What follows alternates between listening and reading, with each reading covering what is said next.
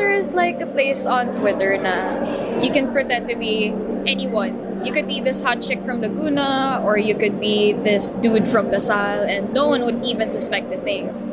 Of course, there are like some stuff that can hit the fan while you're there. For example, there are people who kind of want to know who you really are if they're obsessed enough.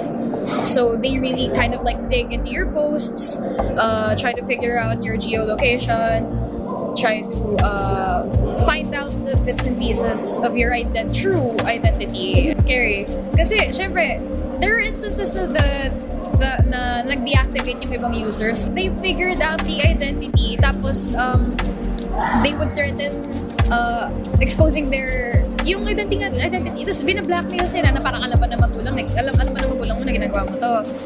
Do your friends know na nagpo-post ka na ganito? May jowa ka, nagaganyan ka, ganyan. So then, may stigma din siya. Kasi if you're outside of Alter and you see all those posts, syempre the first thing you're gonna think is, oh, a porn page, diba, sa Twitter. Porn page where you can just like look at some person's nudes. I mean, would you say that it's sexualized? It is sexualized. Like highly sexual? Because like I see some Alter pages, or I mean like it's kind of like the artsy type. Yeah, that's what I ran.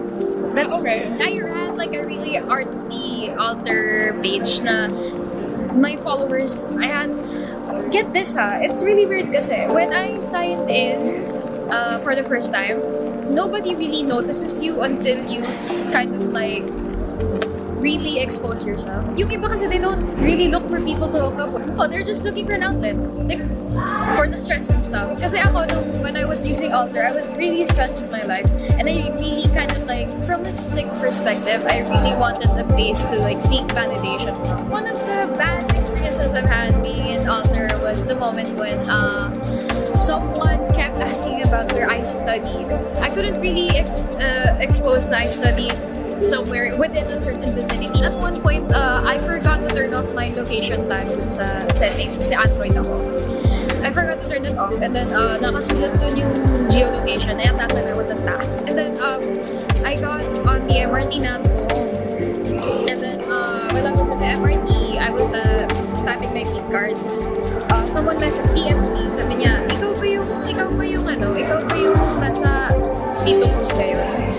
He followed it up with, I think I know who you are now. You know, when you try to like feel validated like that, you kind of feel na parang at some point you're like, this isn't the kind of validation I actually want.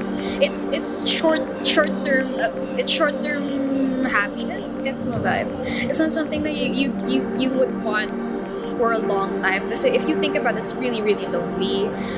I mean, you're looking for strangers to comfort you, to validate you. It's not. And they don't even know who you are. Basically, I think overall naman, even my whole experience in Alter was a 50-50. Some of it was good.